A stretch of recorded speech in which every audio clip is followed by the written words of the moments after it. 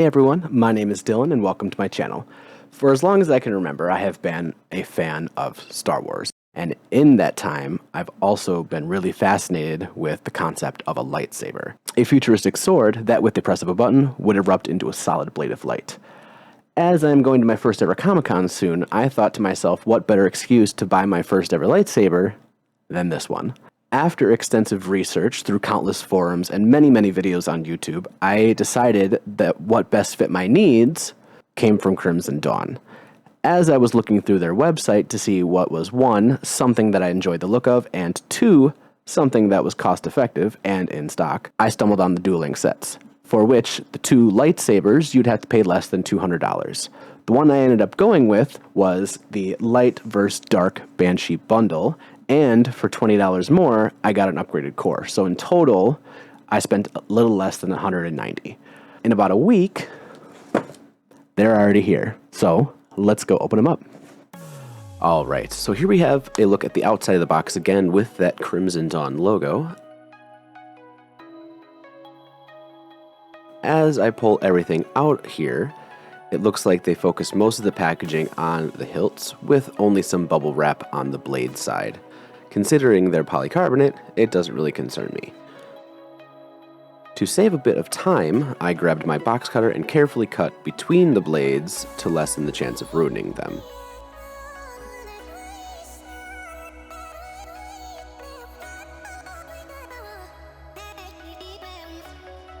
The blades that came with this are 36-inch polycarbonate blades that are strong enough for dueling, as well as they came with two end caps for the blades themselves. As you can see, everything is quite well wrapped. I'm going to grab these two out of there, and it looks like each saber came with its own goodie bag of instructions, charging cable with a standard USB port, two large set screws, two smaller set screws, an Allen wrench, and what I'm assuming are extra core mounting screws.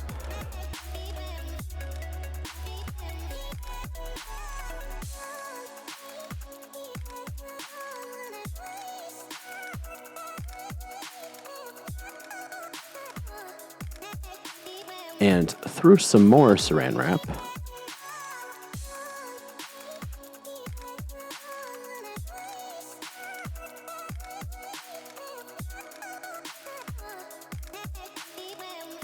the Dark vs. Light bundle comes with one silver hilt, and it looks like my camera decided to unfocus at this moment, and one black hilt. One feature I really like is that you can unscrew the speaker cap at the very bottom, and they're threaded in a way that you can screw another hilt to the base of it and create a double-bladed lightsaber if you so choose to. I will say the buttons do not match up, so you might have to put a shim in there or figure out another way to make those line up if you really care about that. It's something that would bother me, so if before I ever use this, I'm definitely going to have to find a shim or something for that.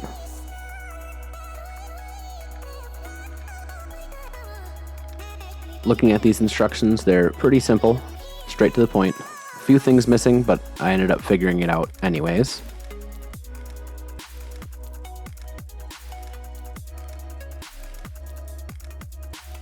Let's put this together. I'll remove the plastic cap from the end and peel back the cling from the blade itself. Insert the blade into the hilt. Excuse me while I try and pick up these tiny screws.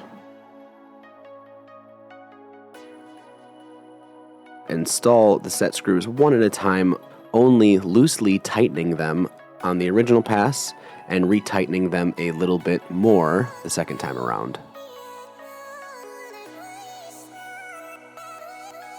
I'm also trying to not tighten them too tight, as I don't want them to damage the blade at all, and I don't necessarily know how tight that is, so I'm definitely being cautious.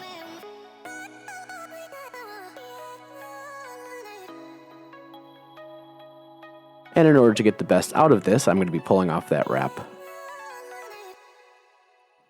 And there we have it, one complete lightsaber.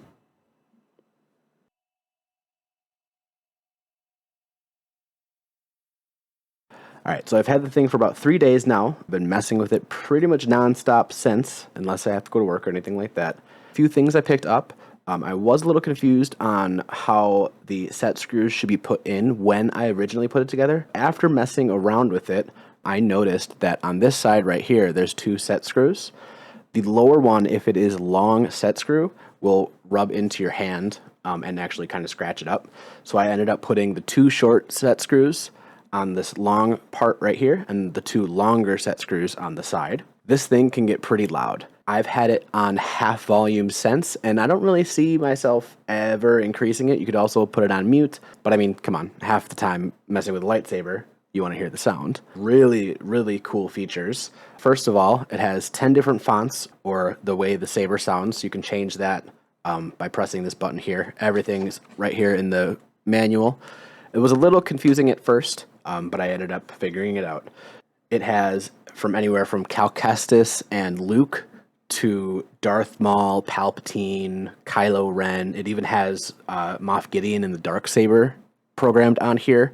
It's really easy to change color. It also has music that you can play while you're messing around with the saber. 5 music scores in total. One of the downsides that I noticed is when you are playing the music, if you turn the saber on, it actually increases the pitch somewhat on it, so it's not steady. If you're not really paying attention, you probably won't hear it, but if it is something that you are listening for, it's definitely noticeable. Out of the 3 days I've had it, I charged it the day I got it, and I haven't had to charge it since. So the battery life is working pretty well. Hasn't died on me yet. But for $190 for 2 of these, I would definitely say that this is top tier value. And I would definitely recommend buying through Crimson Dawn website. I'll have it linked below. A quick shout out to Star Wars IRL on YouTube. Their video about the top 11 lightsaber companies for 2022 is actually what helped with this decision. So without them, I probably would have chosen something else. Overall, I'd say 9.5 out of 10, and I would definitely recommend this brand to anybody. Thanks for watching my video. Hopefully you liked what you saw. If you can, like, comment, subscribe. Definitely will help me in the future. Again, thank you for watching my very first ever YouTube video. I put some hard work into it, and I hope you really enjoyed it.